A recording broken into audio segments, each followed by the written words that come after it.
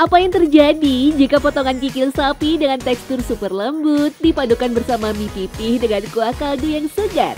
Ya, inilah racikan masyhur mie kocok khas Tanah Priangan. Dengan rasa yang ringan sekaligus menghangatkan, sajian yang satu ini memang punya penggemar berat tersendiri.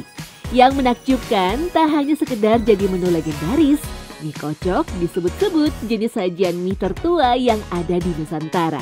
Selengkapnya dalam Secret Story, mengungkap rahasia di balik cerita.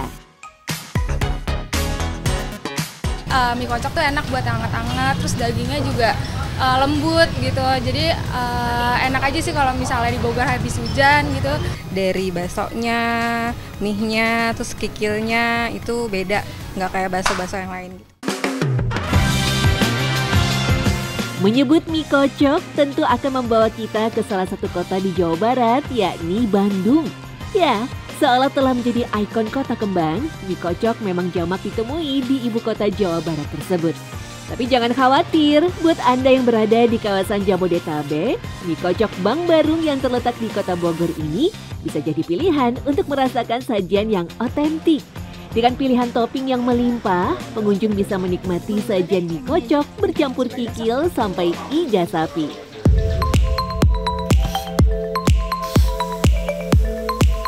Jika dilihat sekilas, mie kocok memang punya tekstur yang sangat berbeda dengan mie ayam ataupun bakmi jenis lain. Mie-nya cenderung pipih tetapi tidak selebar mie beras yang dipakai untuk kuitiau. Memang ciri khasnya itu kali memang dari kekenyalannya itu juga. Terus sama pipihnya lebih tipis-tipis gitu, mie-nya tuh tipis. Selain itu, kuah mie kocok juga terbilang melimpah jika dibandingkan olahan bakmi yang lain. Wajar saja, rasa dari keseluruhan sajian ini memang sangat dipengaruhi oleh kuah kaldu tersebut. Menurut Bu Rani, kuah tersebut didapat dari kaldu kaki sapi yang dicampur dengan aneka macam rempah. Dari daun salam, serai, jahe, dan juga garam. Pemakaian kaki sapi sebagai bahan kaldu pun sangat beralasan. Sumsum yang berada di dalamnya akan membuat rasa kuah semakin gurih. Suka ada minyak-minyaknya di atas itu yang diambil, bukan airnya sih. Jadi kalau rebus kikil itu kan nanti keluar si minyak ya di kuahnya. Nah, minyaknya diambil buat kaldu. Sama apa kadang ada sumsumnya itu buat kaldu.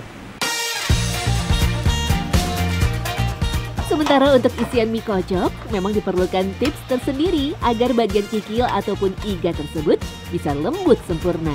Untuk efisiensi waktu, bagian iga biasa dimasak dengan panci presto selama 25 sampai 30 menit bersamaan dengan jahe, daun salam, dan batang serai yang digeprek. Menurut Bu Rani, keberadaan topping tulangan adalah salah satu ciri khas mie kocok yang membuatnya punya sensasi tersendiri. Kadang ada pakai neckbone, ada yang backbone, gimana kesediaan di sananya sih sebenarnya kalau tulang iga. Kalau lagi kosong ya berarti ganti sama yang lain gitu. Untuk penyajiannya pun terbilang mudah, mie kuning cukup dimasak sebentar saja. Karena jika terlalu lama, teksturnya bisa mengembang di dalam kuah yang juga panas.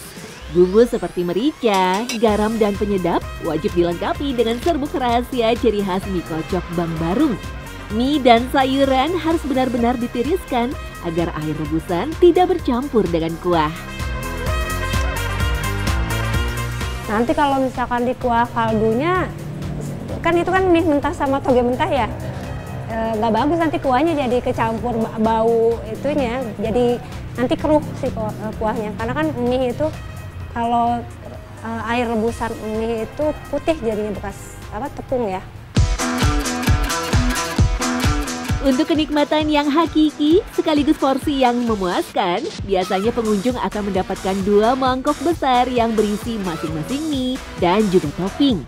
Dijamin meski identik dengan kudapan ringan, mie kocok yang satu ini bisa dengan mudah mengenyangkan perut orang dewasa. Tak hanya mie kocok Bang Barung saja, di kawasan lain, tepatnya di Jalan Semeru Bogor, Sajian legendaris ini bisa kita temui di mie kocok mawar. Bahkan sajian ini sudah turun-temurun sampai 3 generasi. Asep Kurniawan selaku penerus usaha dari kakeknya menyebut kuah mie kocok mawar memang sedikit berbeda dengan yang lain. Pasalnya tak hanya memakai kaldu sapi, mie kocok mawar juga memakai kaldu ayam kampung. Rebusan kalau kikil itu minimalnya 3 jam. Kalau ayam kampung itu 2 jam. Itu dari rebusan air kikil sama rebusan ayam kampung itu kita bikin satu, akhirnya jadilah kuah kaldu itu. Jadi dipisah ya? Awal rebusan dipisah, tapi udah selesai semua kita digabung. Yang menarik, bentuk mie kocok mawar tidak terlalu pipih, bahkan cenderung bulat dan kecil. Usut punya usut, Asep memang memproduksi mie sendiri yang digunakan sebagai bahan dasar mie kocok mawar. Bahkan Asep menyebut mie buatannya punya cita rasa yang khas dibanding mie lain. Mie kuning itu cuman sebatas terigu, air, garam, sama sepuhan aja udah. Bikin sendiri. Biar kita tuh mie ada rasa. Kalau ada orang kan mie kebanyakan tawar, tanpa rasa.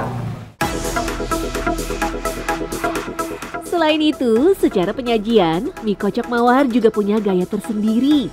Kikil dipotong sedemikian rupa dan ditambahkan dengan potongan ayam serta bakso. Setelah itu, baru garam dan penyedap ditambahkan untuk kemudian disiram dengan saus istimewa khas mie kocok mawar.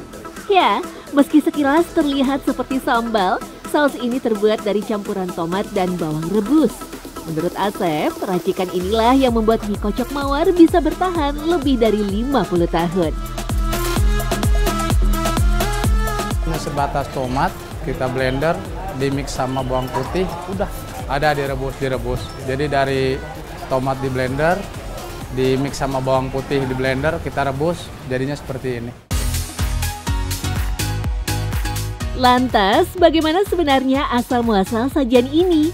Menurut Badri Hidayat dalam 100 tempat jajan dan makanan legendaris di Bandung, nama mie kocok berasal dari cara pembuatannya, yaitu dengan mencelup-celupkan dan mengocok mie dan toge ke dalam air panas dengan wadah yang berlubang hingga sedikit layu. Meski tak ada catatan detail tentang sejarah kemunculannya, jika merujuk pada catatan sejarah, etnis Tionghoa yang memperkenalkan mie sudah hadir di Nusantara sejak abad ke-9.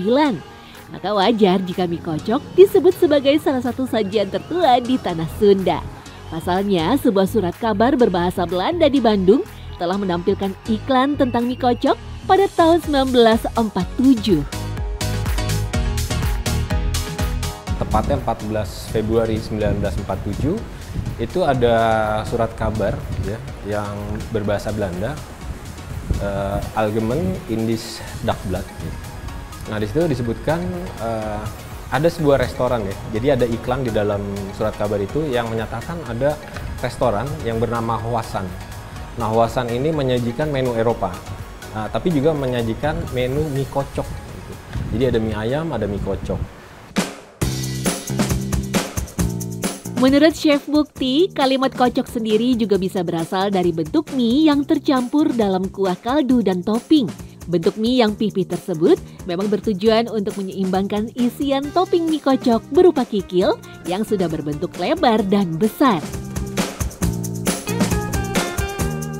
Ada sajian-sajian lain di dalamnya ya. Ada kikil, ada toge gitu. Jadi memang untuk konsistensi bercampurnya teksturnya lebih sesuai dibanding mie-nya lebih padat atau lebih tebal. Sementara untuk isiannya, bentuk mie kocok paling orisinil memang hanya memakai kikil sapi sebagai campurannya. Tetapi seiring perkembangan zaman, topping mie kocok pun semakin bervariasi. Nah, kenapa dilakukan ini? Tentunya untuk membedakan dengan mie kocok yang lain gitu. Tapi kalau orang yang memang mencari original mie kocok, biasanya mereka untuk tambahan-tambahan itu untuk mencoba sensasi baru dari mie kocok.